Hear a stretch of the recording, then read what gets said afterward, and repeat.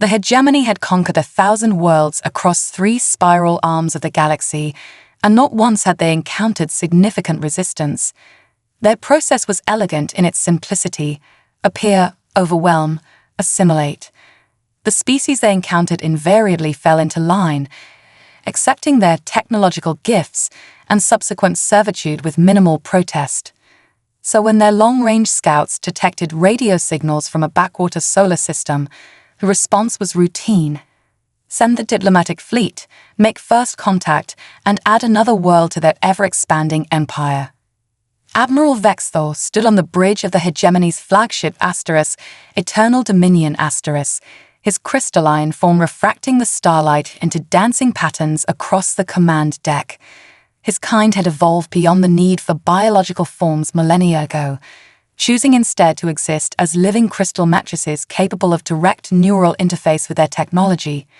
He regarded the blue-green world growing larger on the main viewport with mild interest. Preliminary analysis, Science Director, he queried, his thoughts transmitted directly through the ship's systems. Science Director Melra's holographic form materialized beside him, her data streams forming the rough approximation of a humanoid shape. Fascinating readings, Admiral. The dominant species has achieved primitive spaceflight and colonized their lunar satellite, but their technology is centuries behind ours. However, she hesitated. Continue. Their rate of technological advancement is unusual. They progressed from discovering powered flight to reaching their moon in less than 7 decades. Their computational systems show similar acceleration. Vexthor dismissed the concern with a crystalline chime that approximated laughter. Rapid early development is common among younger races.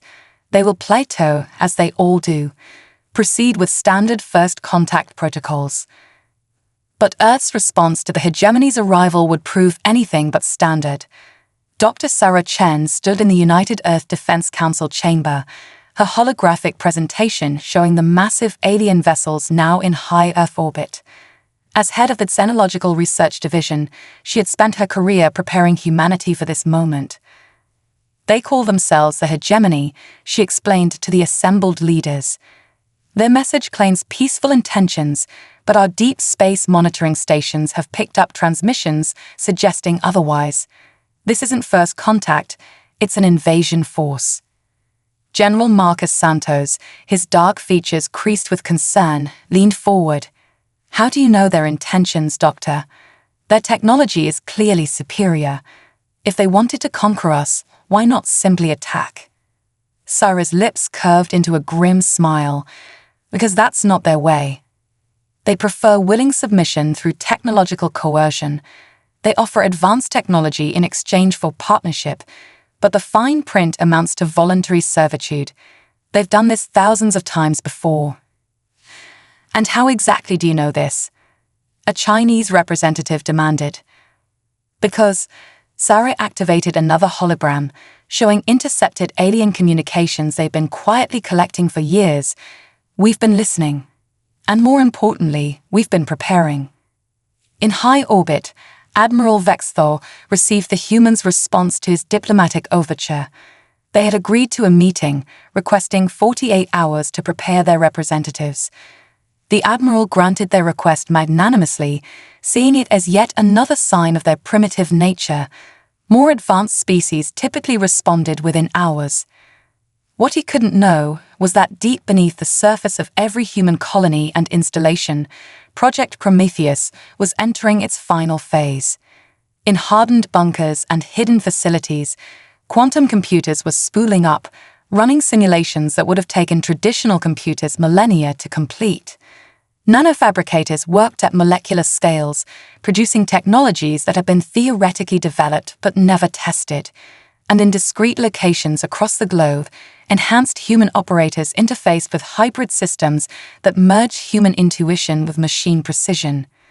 The hegemony had based their entire strategy on the assumption that humanity would react like every other species they'd encountered.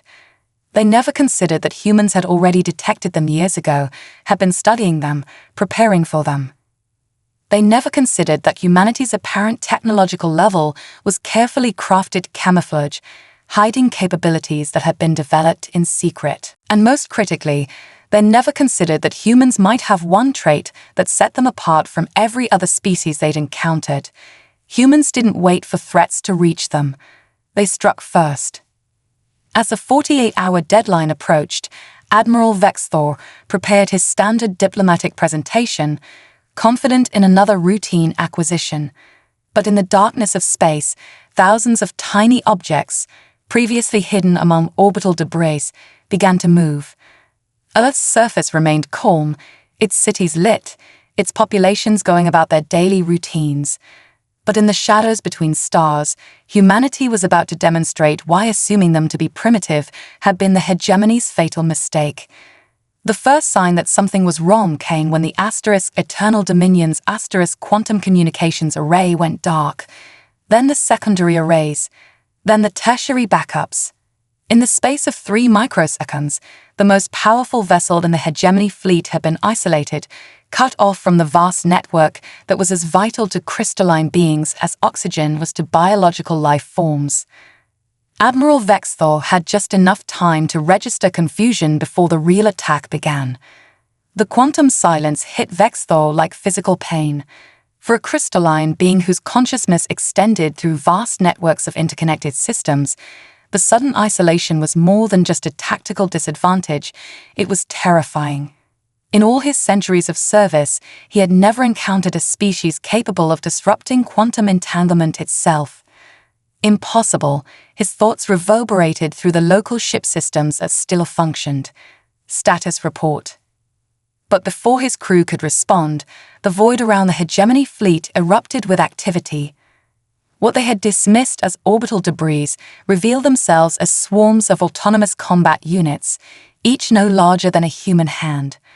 They moved with unprecedented coordination, forming complex geometric patterns that seemed to defy known laws of physics. Deep within the Cheyenne Mountain complex, Dr. Maya Rodriguez watched the engagement through quantum-encrypted feeds. As the architect of the High-V system, humanity's integrated void engagement, she felt a mixture of pride and apprehension as she watched years of theoretical work put into practice. The swarms are performing beyond projected parameters, she reported to the assembled military leadership. The crystalline architecture of their ships makes them particularly vulnerable to our sonic disruption patterns. On the main display, the tiny autonomous units attached themselves to the hegemony vessels in precise formations. Rather than attacking directly, they began resonating at frequencies that exploited the crystalline nature of both the ships and their crews. Admiral Vexthor watched in horror as hairline fractures began appearing throughout his ship's structure. The sound was beyond hearing, but he could feel it in the lattice of his being, a vibration that threatened to shatter him at the molecular level. Impossible, he broadcast again, this time with genuine fear. Their technology was primitive. We saw their cities, their satellites. You saw what we wanted you to see. A human voice responded over all frequencies, speaking perfect hegemony standard. While you watched our surface activities, our real work was happening elsewhere. In lunar orbit, Commander Diana Walsh allowed herself a small smile as she transmitted her message to the hegemony fleet. The moon base had never been the mining and research facility it appeared to be.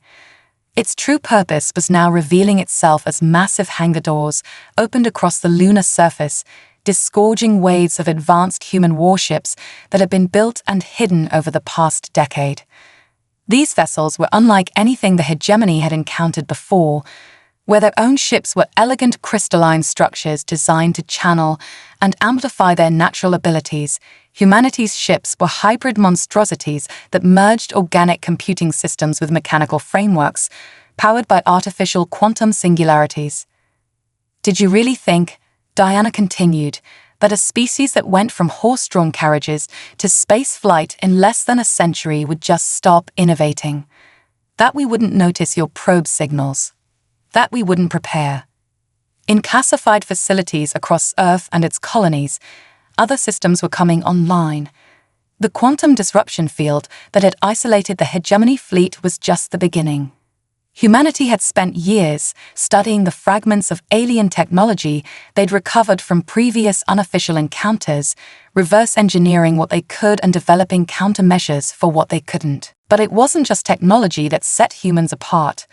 While hegemony had evolved toward unified consciousness and predictable responses, humanity had maintained its greatest strength: diversity of thought and approach.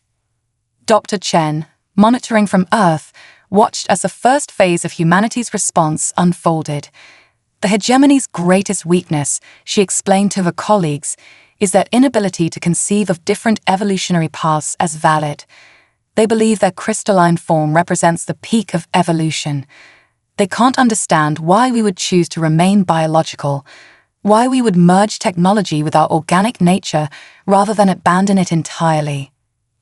The hive swarms continued their work, their resonance patterns creating cascading failures throughout the hegemony fleet. But they weren't designed to destroy, at least not yet. Their primary purpose was to demonstrate humanity's capabilities, to force the hegemony to recognize them not as primitive beings to be conquered, but as equals to be reckoned with. Admiral Vexthor, his crystalline form vibrating dangerously near its breaking point, finally did something no hegemony commander had done in 10,000 years. He opened a channel to sue for peace. But humanity's response was not what he expected. Peace. General Santos' voice now joined the transmission.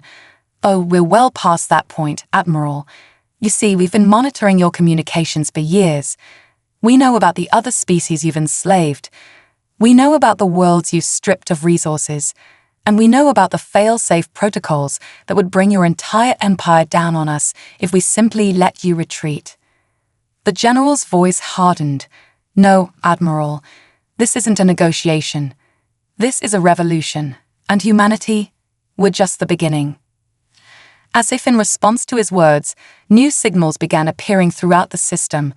Ships of various designs, representatives of species that the hegemony had thought safely subjugated, emerged from hiding places in the asteroid belt and beyond Mars' orbit. Earth, it seemed, had been busy making allies among the hegemony's supposed servants. The true scope of humanity's preparation was finally becoming clear, and for the first time in his existence, Admiral Vexthor felt something he had never experienced before: regret. Operation Earthrise began not with a bang, but with a whisper. As the hegemony fleet hung paralyzed in Earth orbit, the true masterpiece of human ingenuity revealed itself. Dr. James Lee, architect of the Quantum Infiltration Protocol, QIP, sat in his underground laboratory, his fingers dancing across holographic interfaces as he initiated the sequence they'd spent years perfecting. "Begin Phase 3, he commanded, his voice steady despite the weight of the moment. "Release the viral A." Unlike conventional computer viruses, the QIP was designed specifically for the crystalline architecture of hegemony systems. It didn't just infiltrate their networks, it spoke their language at the quantum level, introducing ideas that were as infectious as any biological virus. Aboard the Eternal Dominion *, Admiral Vexthor experienced something unprecedented. Foreign thoughts began appearing in his crystalline matrix, ideas that challenged everything he had ever known. Through the quantum networks that connected all crystalline beings, these thoughts spread like wildfire. Why do we serve the hegemony ***? Are organic beings truly inferior ***? What if there are many paths to evolution ***? The viral AI wasn't designed to control or destroy, it was designed to make them think. And for a species that had evolved to value uniformity and obedience, independent thought was more devastating than any weapon. Captain Sarah Chen, now coordinating from the Lunar Command Center, watched as confusion spread through the enemy fleet. The crystalline architecture of their minds makes them vulnerable to mimetic warfare, she explained to her allies. They evolved to share thoughts perfectly, without question or variation. We're using that strength against them. But the hegemony hadn't conquered thousands of worlds by being easily defeated. From the outer edges of the solar system, massive reinforcements began arriving through quantum space. These ships were crewed by non-crystalline servant species, immune to the quantum virus. This was the moment humanity had been waiting for. Initiate Lazarus Protocol, General Santos ordered. Across the solar system, seemingly dead space stations and abandoned outposts suddenly blazed to life. What the hegemony had dismissed as failed colonies or primitive attempts at expansion were actually forward operating bases, each housing automated defense systems and advanced weapon platforms. The Jovian moons, their subsurface oceans hiding vast military installations, launched swarms of antimatter-tipped missiles. The Martian dust storms, actually clouds of self-replicating nanites, moved with purpose toward the incoming ships. Even Venus's harsh atmosphere had been seeded with engineered organisms that now emerged to join the fight. But humanity's greatest weapon wasn't their technology, it was their ability to inspire others to fight back. Now, Commander Walsh broadcast on all frequencies.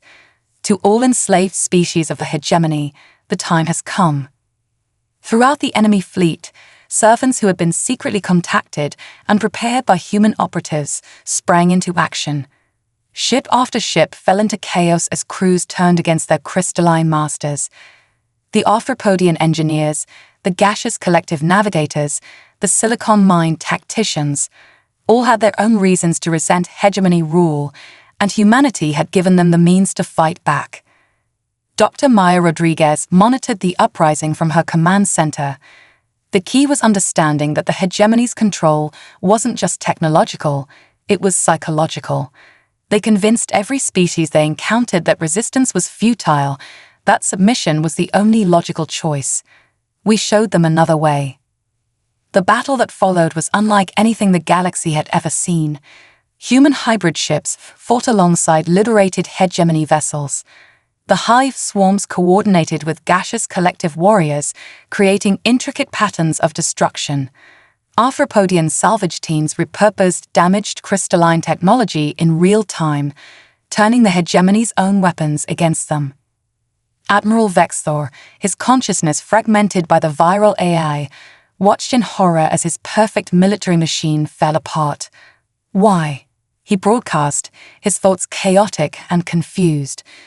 We brought order. We brought peace. You brought stagnation, Sarah Chen responded. You tried to force the galaxy to follow a single path of evolution, a single way of thinking. But the universe doesn't work that way. Diversity, adaptation, cooperation between different species and different ways of thinking, that's what drives real progress. As if to emphasize her point, a new kind of ship emerged from Earth's atmosphere. It was a perfect fusion of multiple technologies, human ingenuity, crystalline power systems, Arthropodian organic computing, and gaseous collective energy manipulation. It was proof that different species could work together, combining their strengths rather than submitting to a single dominant power.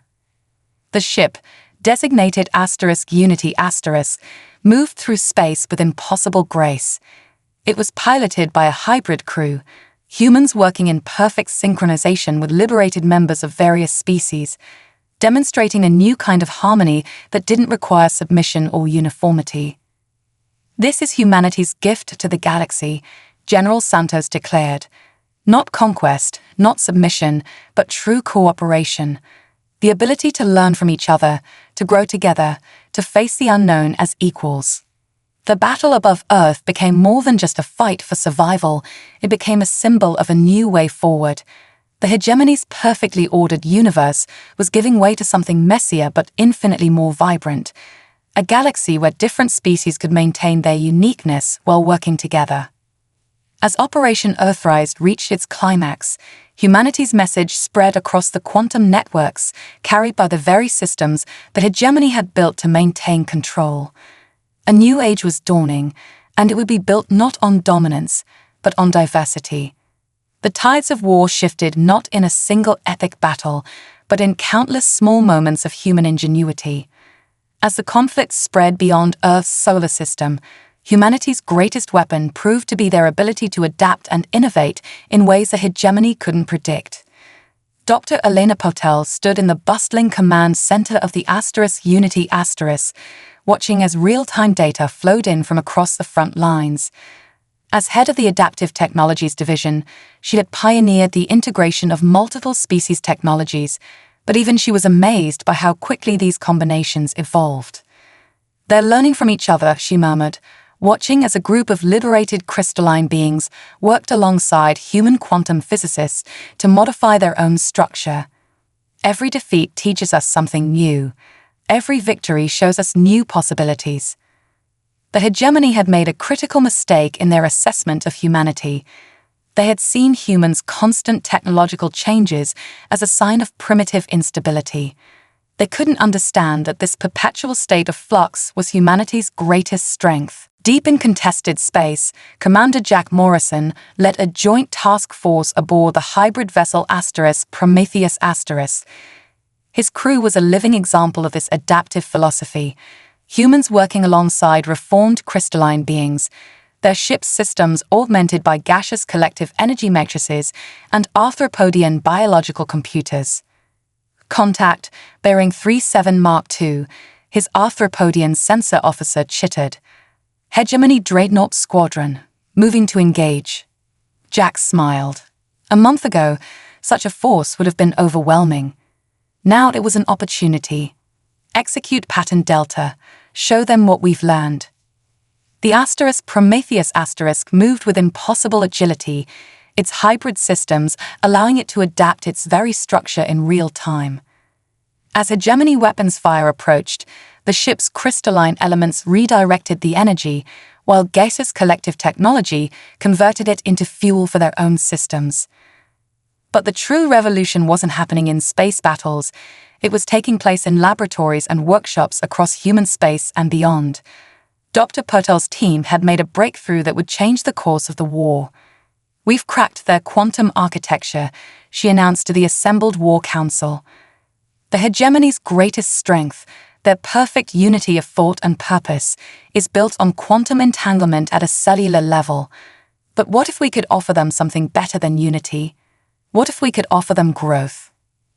The new technology they developed didn't seek to destroy the crystalline beings, but to free them from their self-imposed limitations. By introducing controlled quantum chaos, a concept that would have been heretical to the hegemony, they could help crystalline beings develop individual thoughts while maintaining their connection to the whole. As news of this development spread, more and more hegemony forces began to question their allegiance. The viral AI had planted the seeds of doubt, but this new technology offered them a way forward, a path to evolution that didn't require them to abandon their nature. In the Antares sector, a major hegemony fleet encountered a small group of hybrid ships. Instead of attacking, the human vessels broadcast a simple message: "We offer not submission, but growth. Not conquest, but partnership. Not uniformity, but harmony." To the shock of their commanders, entire crystalline crews began to defect. They had seen through captured data how humanity and its allies were advancing, adapting, growing stronger through cooperation rather than conquest. The hegemony's promise of perfect order began to seem less appealing compared to the vibrant chaos of evolution and change. The war shifted from a conventional conflict to a battle of ideas. Human diplomatic vessels, protected by their hybrid technology, moved deep into hegemony space, offering their breakthrough to any who would listen. The response was overwhelming. Dr. Chen, coordinating from the diplomatic flagship Horizon watched as another crystalline world chose to join the alliance. "They're not just accepting our technology," she observed. "They're improving it, combining it with their own knowledge in ways we never imagined." The hegemony's rigid hierarchy began to crumble from within. Worlds that had been under their control for millennia began to see alternatives. The promise of growth, of change, of true partnership proved more compelling than the force of arms. But in the heart of hegemony space, the most devoted followers of the old order were preparing a desperate counterstrike. They would not accept this new paradigm without a final devastating battle. Admiral Vexthor, one of the few high-ranking crystalline commanders who had rejected the viral AI and the offer of evolution, gathered the remaining loyal forces for one last attempt to crush the human-led rebellion. His fleet was smaller now, but composed of the most fanatical adherents to the hegemony's philosophy of imposed order. These humans, he'd broadcast to his forces, think they can undo millennia of perfect order with their chaos, their constant change, their disorder. We will show them the price of such heresy. As his words echoed across space, humanity and its allies prepared for what would become known as the Battle of the Quantum Veil, a confrontation that would determine not just the outcome of the war, but the future course of galactic evolution. The Battle of the Quantum Veil began not as a clash of weapons, but as a collision of philosophies. Admiral Vexthor's loyalist fleet emerged from quantum space like a crystalline storm, their ships forming perfect geometric patterns that had terrorized the galaxy for millennia. But this time, they faced something unprecedented, a defense force that represented the combined innovation of a dozen species. Dr. Elena Potel stood at her station aboard the Unity, watching as the enemy fleet approached. The massive view screen showed not just conventional sensor data, but a complex overlay of quantum readings, consciousness patterns, and probability matrices contributed by each member species of the Alliance. "They're afraid," whispered Craphax, her gaseous collective colleague, their luminous form pulsing with analytical patterns. "Not of defeat, they fear change itself." "Then let's show them that change isn't something to fear," Elena replied, initiating the sequence they prepare for this moment. Execute protocol metamorphosis. Across the Allied fleet, ships began to transform. The hybrid vessels that had seemed so revolutionary just months ago now demonstrated their true potential. Crystalline elements reconfigured in real time, organic computing systems adapted to new threats, and gaseous collective energy matrices pulsed with previously impossible combinations of power.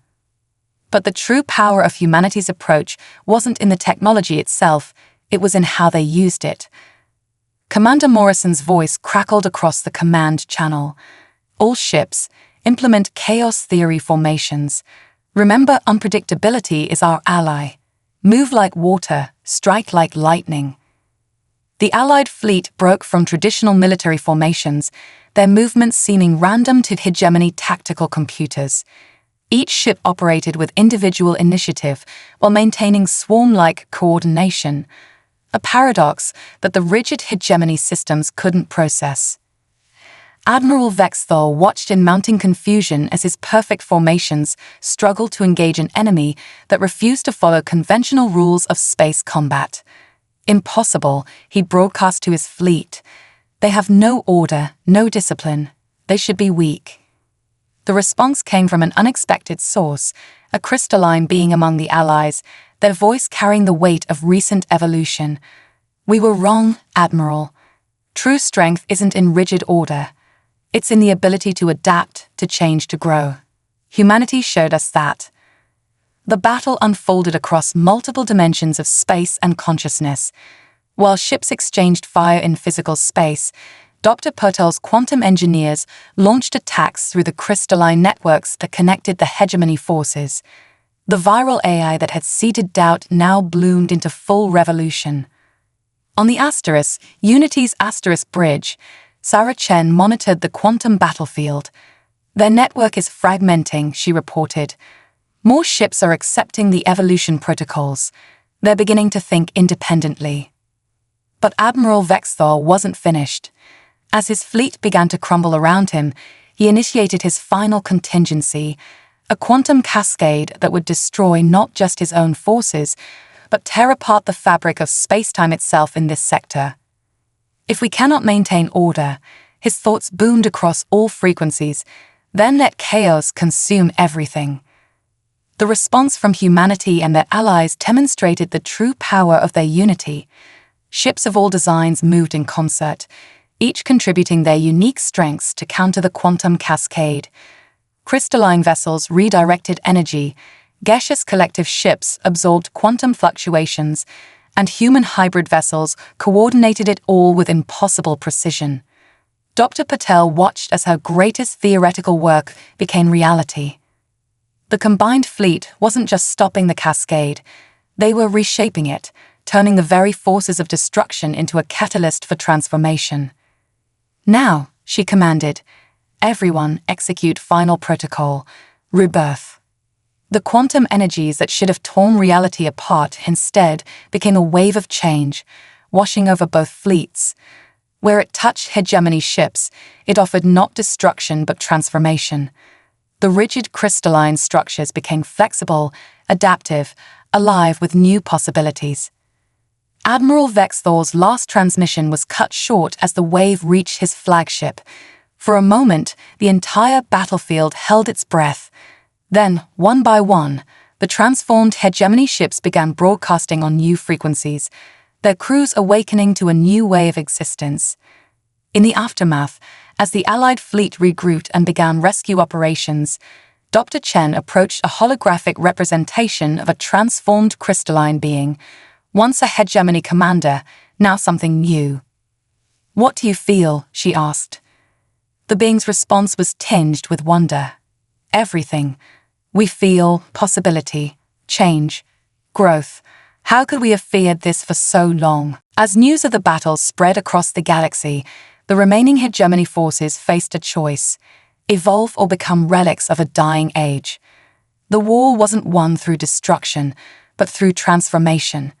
Humanity had proven that the greatest victory wasn't in defeating an enemy, but in helping them become something better. The Battle of the Quantum Veil marked not just the end of the hegemony's rule, but the beginning of a new era in galactic history. An age where different species didn't just coexist, but collaborated, each contributing their unique perspectives and abilities to the greater whole. Yet, even as they celebrated their victory, humanity and their allies knew that this was just the beginning. The galaxy was vast, full of unknown challenges and possibilities. But now they would face them together, stronger for their differences, united in their diversity. A decade after the Battle of the Quantum Veil, the galaxy had transformed in ways that even humanity's most optimistic visionaries hadn't imagined. The Great Chamber of the Galactic Concordat, formerly the hegemony's seat of power, now hosted representatives from hundreds of species, each unique, each valued for their differences rather than forced into conformity. Dr. Elena Patel, now serving as Earth's representative to the Concordat, stood at the central podium, her aged features illuminated by the shifting light of quantum displays. Around her, beings of all forms, crystalline, gaseous, organic, and hybrid, gathered for a historic announcement. 10 years ago, she began, her voice carrying to each being in their native form of perception. We fought not just for survival, but for the right to evolve on our own terms. Today, we celebrate not victory in war, but triumph in peace. The chamber's massive viewing wall displayed scenes from across known space. Transformed crystalline worlds where rigid structures now flowed with organic grace, human colonies where hybrid technologies created impossible wonders, and vast areas of space where different species collaborated on projects that would have been unimaginable under hegemony rule. Commander Morrison, his uniform now bearing the insignia of the combined fleet, watched from his seat beside a former hegemony admiral, now evolved into a being that bridged the gap between crystalline perfection and organic adaptability. Sometimes he mused to his colleague, the best way to win a war is to make your enemies into friends. The greatest testament to this philosophy could be seen in the new technologies and societies emerging across the galaxy. The Arthropodians, once relegated to engineering tasks, now led breakthrough research in organic computing. The Gaseous Collective, formerly used only for navigation, pioneered new forms of energy manipulation that revolutionized space travel. But perhaps most remarkable was the transformation of the crystalline beings themselves. Those who had once been the hegemony's ruling class now existed in a state of constant evolution, their rigid structures capable of adaptation while maintaining their unique consciousness network. Dr. Sarah Chen, Leading the new Xenological Integration Institute, had documented these changes extensively. The key wasn't forcing anyone to change, she explained to a group of young researchers from various species. It was creating an environment where change was possible, where different paths of evolution could coexist and learn from each other. In deep space, the hybrid vessel Unity, now a living legend, continued its mission of exploration. Its crew represented the new galactic society, humans working alongside evolved crystalline beings, their ship's systems enhanced by gaseous collective energy matrices and arthropodian biotech. Each discovery they made was shared freely through the quantum networks, contributing to the collective growth of all species. But it wasn't all perfect harmony. Change, especially on a galactic scale, brought challenges. Some worlds struggled to adapt to the new order. Pockets of resistance, those who clung to the old hegemony ideals, remained in the outer reaches of known space. Yet even these conflicts were approached differently now. "We don't seek to conquer or convert," Admiral Cruthax, the first gaseous collective being to command the combined fleet, explained during a strategic briefing. "We offer alternatives, demonstrate possibilities, and let each society choose its own path." The human approach to problem-solving, adaptable, innovative, and sometimes seemingly chaotic, had spread throughout galactic civilization. Different species began experimenting with new combinations of their abilities and technologies, creating possibilities that no single species could have achieved alone. In Earth's quantum laboratories, Dr. Patel's team made another breakthrough. They discovered ways to facilitate consciousness transfer between different forms of existence, allowing beings to experience life from entirely new perspectives. Crystalline beings could temporarily inhabit organic forms, humans could experience existence as pure energy, and every combination in between. Understanding, Dr. Patel noted in her research logs, comes not from observation, but from experience. When we can truly walk in another being's form of existence, prejudice becomes impossible. As the Concordat session drew to a close, the chamber was filled with a sense of possibility that seemed to transcend physical form. The beings present were no longer defined by their species or origin, but by their contributions to the greater whole. Dr. Patel concluded her address with words that would be remembered for generations. The hegemony sought perfection through uniformity. We have found something greater, perfection through diversity. Every species, every individual brings something unique to our collective journey. We are all evolution's children, and our story is far from over. In the vast darkness between the stars, new mysteries awaited. Unknown species, untold discoveries, and challenges that would test this new galactic society. But now they would face these challenges not as conquerors or subjects, but as equals united in their diversity. The human spirit of exploration, adaptation, and cooperation had not just saved Earth, it had transformed the galaxy. And somewhere out there, in the infinite expanse of space, the next chapter of their story was waiting to begin.